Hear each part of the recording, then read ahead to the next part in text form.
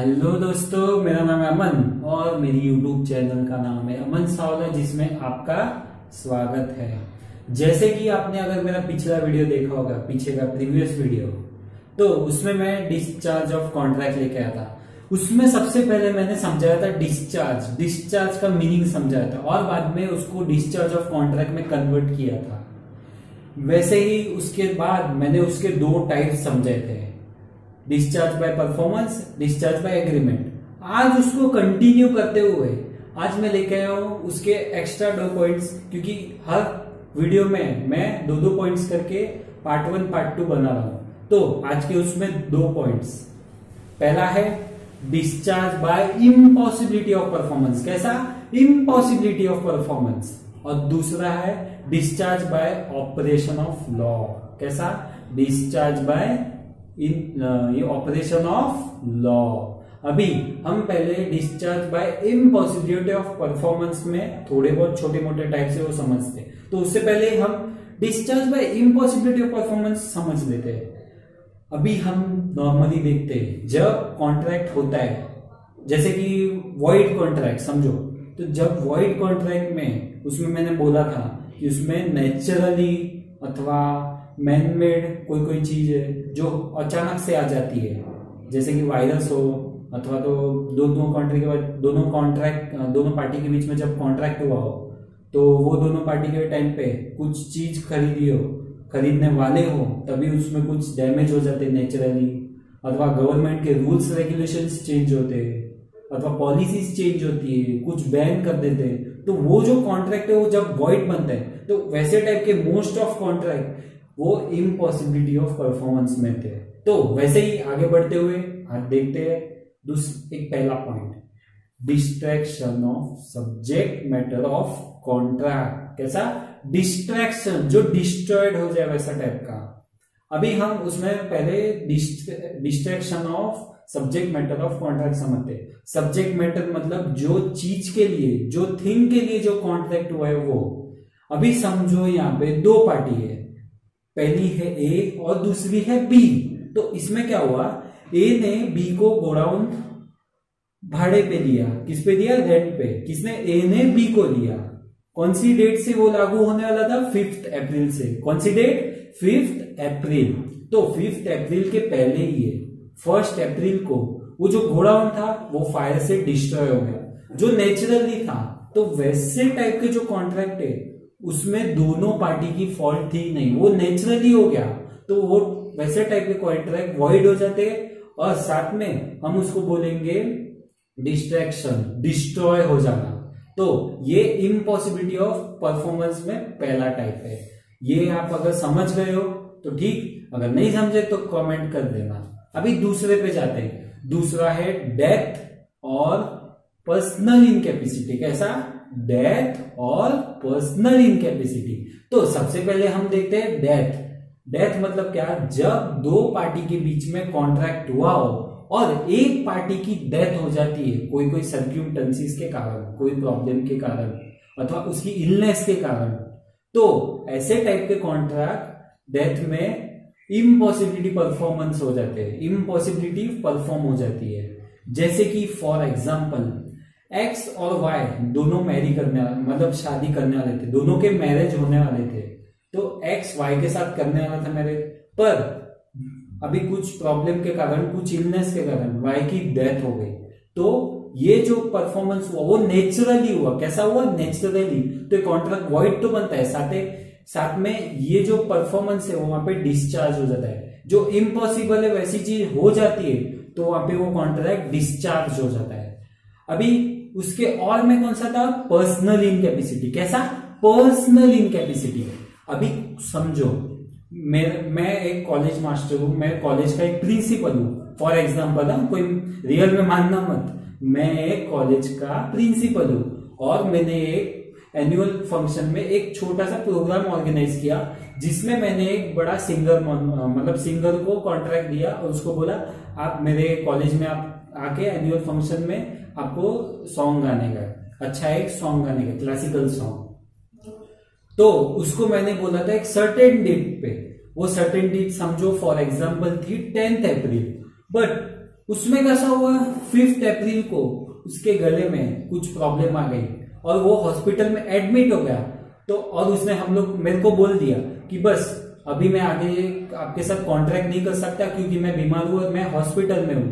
तो वैसे टाइप के जब कॉन्ट्रैक्ट होते हैं तो उसमें पर्सनल इनकैपेसिटी आ जाती है। कभी कभार ऐसा होता है उसमें कुछ इलनेस है तो वहां पे वो कॉन्ट्रैक्ट कैसा हो जाता है, डिस्चार्ज हो जाता है। वो कॉन्ट्रैक्ट वहां पे पूरा हो जाता है क्योंकि वहां पे वो आ नहीं पाता है। तो वैसे टाइप के कॉन्ट्रैक्ट को हम बोलेंगे impossibility performance by personal incapacity. तो ऐसे टाइप में जो कॉन्ट्रैक्ट होगा वो वहां पे कैसा हो जाएगा, डिस्चार्ज हो जाएगा, खत्म हो जाएगा। अभी हम उसके आगे बढ़ते, अभी आगे का है non existence of particular things. Non existence of particular things, इसमें क्या होता है, जब नॉन एग्जिस्टेंस जो होना नहीं चाहिए और वो बाय चांस हो जाता है नेचुरली, तो वैसे टाइप के कॉन्ट्रैक्ट को हम बोलते हैं non existence of particular things. कोई जो चीज है जो नहीं होनी चाहिए और भूल से वो हो जाती है तो नेचुरली हो जाती है, तो वैसे टाइप के कॉन्ट्रैक्ट को हम बोलेंगे इम्पॉसिबिलिटी ऑफ परफॉर्मेंस। ये उसका ही छोटा एक पॉइंट है। फॉर एग्जाम्पल यहाँ पे एस और यहाँ पे टी दो पार्टी है। अभी एस को अपनी कार टी को बेचनी है, एस को अपनी कार बेचनी है किसको, टी को, बट टी ने उसको खरीदने से पहले मना किया, पर एस ने कुछ भी उसको करके उसको बोला भाई बस कम से कम तू मेरे को 50,000 दे। तो टी ने क्या किया, उसने मान लिया हाँ भाई कार दे देना, मेरी कार, मतलब टी ने उसके पास से वो कार लेने वाला था, क्या करना था, इन फ्यूचर वो लेने वाला था। कभी लेने वाला था, फॉर एग्जाम्पल 11 अप्रैल, कभी 11 अप्रैल को, बट 9 अप्रैल को ऐसा हुआ कि नेचुरली उसके कार की हीट बढ़ गई और वो वहां पे जल के राख हो गई। कार क्या हुआ, कार जल गई, क्या हुआ, कार जल गई। तो वो जो चीज नहीं होनी चाहिए और वो हो गई, तो वैसे टाइप के कॉन्ट्रैक्ट वहां पे ही डिस्चार्ज हो जाते हैं। जब भी 9 अप्रैल को वो कार जल गई तो वहां पे वो दोनों के बीच में जो कॉन्ट्रैक्ट था वहां पे कैसा हो गया, डिस्चार्ज हो गया, वहां पे वो खत्म हो गया। तो वैसे टाइप के जो कॉन्ट्रैक्ट है हम उसको बोलते हैं non existence of particular things in impossibility of performance. वहां पे वो कॉन्ट्रैक्ट वॉइड हो गया, वो जो परफॉर्मेंस करना चाहता था वो नहीं हो पाएगा, जो एस जो परफॉर्म करना चाहता था वो नहीं कर पाया, तो इसलिए वहां पे वो डिस्चार्ज हो गया। उसमें दोनों पार्टी की कुछ भी भूल नहीं थी, पर ये हुआ नेचुरली। अभी हम आगे बढ़ते, चेंज इन लॉ। ये मोस्टली नेचुरली नहीं होता है, ये मोस्टली मैनमेड होता है। जैसे कि चेंज इन लॉ मतलब क्या, गवर्नमेंट अगर कोई पॉलिसीज चेंज करती है, कभी कभार कोई पॉलिसीज चेंज करती है, रूल्स रेगुलेशंस करती है, चेंज करती है, लॉ उसके जो लॉ है उसमें थोड़ा बहुत चेंजेस करती है, तो उसके वजह से कभी कभार कोई जो कॉन्ट्रैक्ट फ्यूचर में हुए रहते हैं वहां पे डिस्चार्ज भी हो जाते हैं। जैसे कि समझो अभी अगर मैं कोई सिटी से वाइन मंगा रहा हूं, वो भी पर्टिकुलर डेट पे, फॉर एग्जांपल मैं डेट पकड़ता हूं 15 अप्रैल, कौन सी, 15 अप्रैल को वो जो वाइन है वो सप्लाई करना है, बट 15 अप्रैल से ही पहले 12 अप्रैल को अगर गवर्नमेंट ने जो वाइन है, जो दारू है वो बैन कर दिया, क्या किया, वो अगर बैन कर दिया, फॉर एग्जांपल या मान मत लेना, फॉर एग्जांपल अगर बैन कर दिया तो उसमें क्या होगा, जो दोनों पार्टी के बीच में जो कॉन्ट्रैक्ट हुआ था, एक ने वाइन मंगाया और दूसरे ने सप्लाई करने का उसको वादा किया, वो कॉन्ट्रैक्ट वहां पे डिस्चार्ज हो जाएगा। वो कॉन्ट्रैक्ट वहां पे डिस्चार्ज क्यों होगा, क्योंकि वो अनलॉफुल हो गया। कब से, 12 अप्रैल से, क्योंकि 12 अप्रैल को गवर्नमेंट ने वाइन क्या किया, बैन कर दिया, तो वहां पे वो अनलॉफुल हो गया, लॉफुल नहीं हुआ, अनलॉफुल। और क्योंकि उसको 15 अप्रैल को चाहिए था वाइन, पर 12 अप्रैल को ही गवर्नमेंट ने बंद किया, इसलिए अनलॉफुल हो गया। और वो दोनों पार्टी के बीच में जो कॉन्ट्रैक्ट हुआ था वो वहां पे डिस्चार्ज हो गया, वहां पे वो क्लोज हो गया, वहां पे वो खत्म हो गया। अभी हम आगे बढ़ते, डिक्लेरेशन ऑफ वॉर। कैसा, डिक्लेरेशन ऑफ वॉर। अभी डिक्लेरेशन ऑफ वॉर में क्या होता है, अगर इन फ्यूचर दो पार्टी ने कॉन्ट्रैक्ट किया है, बट इन बिटवीन उसके बीच में अगर वॉर हो जाती है दोनों कंट्री के बीच में, तो वो वॉर में वो जो कॉन्ट्रैक्ट करने वाले रहते हैं वो कॉन्ट्रैक्ट हो नहीं पाता है, क्योंकि ये दोनों के बीच में जब वॉर होती है तो वहां पे जो जितना भी है वहां पे सब स्ट्राइक लग जाती है, सब बंद हो जाता है, सब जो हाईवेज है वो क्लोज कर देते हैं। फॉर एग्जाम्पल अभी समझो यहाँ पे दो पार्टी है, यहाँ पे सी और यहाँ पे डी। अभी सी रहता है पाकिस्तान में और डी रहता है इंडिया में। तो डी ने सी के पास से 100 kg शुगर मंगाया, सप्लाई करने के लिए मंगाया। तो डी ने, क्योंकि सी मैन्युफैक्चर है शुगर का, तो अभी डी ने अगर उसके पास से 100 kg शुगर मंगाया फॉर एग्जाम्पल 19 अप्रैल को, कौन सी 19 अप्रैल को, बट इसके बीच में 16 अप्रैल को पाकिस्तान इंडिया की वॉर हुई। क्या हुआ? वॉर हुआ, सबसे बड़ा युद्ध हुआ। हिंदी और प्रॉपर लैंग्वेज में सबसे बड़ा क्या हुआ? युद्ध हुआ। तो वो दोनों के बीच में अगर युद्ध होता है तो ये कॉन्ट्रैक्ट वहां पे ही डिस्चार्ज हो जाता है, अथवा ये रिन्यू होके इन फ्यूचर ये कॉन्ट्रैक्ट हम कर सकते हैं आगे बढ़ के, जब ये वॉर खत्म हो जाएगा। पर उतने टाइम के लिए वो वहां पे डिस्चार्ज हो जाता है, वो रिन्यू करके आएगा तो वो कॉन्ट्रैक्ट पूरा चेंज हो जाता है। ये हुए हमारे इम्पॉसिबिलिटी ऑफ परफॉर्मेंस। जैसे कि इम्पॉसिबिलिटी मतलब जो दोनों पार्टी को परफॉर्म करना था, जो उनका जो कॉन्ट्रैक्ट है वो परफॉर्म करना था, कोई ऐसी नेचुरल इम्पॉसिबिलिटी के कारण वो परफॉर्म नहीं हो पाया, वो कॉन्ट्रैक्ट बन गया वॉइड। इसलिए इसको हम बोलते हैं इम्पॉसिबिलिटी ऑफ परफॉर्मेंस। अभी हम नेक्स्ट पॉइंट देखते हैं, ये पॉइंट यहाँ पे खत्म हुआ। अभी नेक्स्ट पॉइंट भी देखते हैं, discharge by operation of law. कैसा? Discharge by operation of law. Discharge by operation of law में सबसे पहला है डेथ। कैसा? डेथ, मर जाना, डेथ। उसमें कैसा है, अभी समझो दो पार्टी के बीच में नॉर्मली हमने कॉन्ट्रैक्ट, दोनों पार्टी के बीच में कॉन्ट्रैक्ट हुआ, पर उसमें एक पार्टी को कुछ इलनेस के कारण हॉस्पिटल में एडमिट होना पड़ा और कुछ दिन में जो कॉन्ट्रैक्ट की डेट थी उससे पहले ही उसकी डेथ हो गई, तो वो कॉन्ट्रैक्ट वहां पे फिनिश हो जाएगा, डिस्चार्ज हो जाएगा। जैसे कि मैंने पीछे का एक एग्जांपल दिया था मैरिज का, कि वो दोनों पार्टी मैरिज कर रहे थे एक्स और वाई, तो उसमें वाई की क्या हो गई? डेथ हो गई। क्या हो गई? वाई की डेथ हो गई। तो वहां पे वो पार्टी दोनों के बीच का जो कॉन्ट्रैक्ट है वहां पे वो डिस्चार्ज हो जाता है, क्योंकि एक पार्टी की वहां पे डेथ हो जाती है। अभी हम आगे बढ़ते हैं, इंसॉल्वेंसी। कैसा? इंसॉल्वेंसी। अगर समझो दो पार्टी एक दूसरे के बीच में कॉन्ट्रैक्ट करती है एक पर्टिकुलर फ्यूचर डेट में, कैसी? एक पर्टिकुलर और एक सर्टेन फ्यूचर डेट में, बट वो जो सर्टेन डेट है उससे पहले अगर एक पार्टी इंसॉल्वेंट हो जाती है। कैसी हो जाती है? इंसॉल्वेंट, मतलब वो कंगाल हो जाती है। कैसी हो जाती है? कंगाल। तो अगर वो कॉन्ट्रैक्ट होगा तो वो टाइम पे जब वो इंसॉल्वेंट हो गया है, वो टाइम पे वो कॉन्ट्रैक्ट कैसा हो जाएगा? डिस्चार्ज। वो कॉन्ट्रैक्ट वहां पे ही डिस्चार्ज हो जाएगा, क्योंकि वो कॉन्ट्रैक्ट डिस्चार्ज इसलिए होगा क्योंकि वो कंगाल हो गया, उसके पास कुछ भी नहीं है अभी, क्योंकि उसके पास जो प्रॉपर्टी थी वो गई, उसके पास जो पैसा था, मनी था, वो सब चला गया, तो वो कॉन्ट्रैक्ट भी आगे नहीं कर सकता। तो ऐसे टाइप के जो कॉन्ट्रैक्ट है हम उसको बोलते हैं इंसॉल्वेंसी। कैसा? Insolvency in operation of law, law के हिसाब से। अभी उसका एक मैं छोटा सा एग्जांपल देता हूं जिससे आपको उसमें कोई दिक्कत नहीं होगी, आप आराम से वो एग्जांपल ध्यान में रखें, तो आप अगर ध्यान में रखेंगे तो वो कंसेप्ट आपकी क्लियर हो जाएगी। फॉर एग्जाम्पल सोच लेना, कोई असली में मान मत लेना, नहीं तो कोई जन असली में मान लेते, समझ में नहीं आता उनको, ध्यान रखना। अभी हम आगे बढ़ते हैं, उसके अंदर यहाँ पे एक है W पार्टी और यहाँ पे है एक है V पार्टी, WV। ओके, अभी W और V के बीच में ऐसा कॉन्ट्रैक्ट हुआ कि W को अपनी प्रॉपर्टी बेचनी थी V को। किसको? V को। और V वो एक सर्टेन डेट में, कौन सी? एक सर्टेन डेट में उसको प्रॉपर्टी खरीदनी थी, तो वो सर्टेन डेट थी फॉर एग्जाम्पल अप्रैल 20। कौन सी? अप्रैल 20। अप्रैल 20 को वो खरीदनी थी, बट उसके पहले उसने फॉर एग्जाम्पल उसने लोन लिया था तो उसका पेमेंट नहीं करवाया, तो उसकी जो फिक्स असेट थी वो सब चली गई। तो 20 अप्रैल से पहले ही 17 अप्रैल को वो हो गया इंसॉल्वेंट। कैसा हो गया? इंसॉल्वेंट। क्या हो गया? कंगाल हो गया, उसके पास कुछ भी नहीं था, सब खत्म हो गया।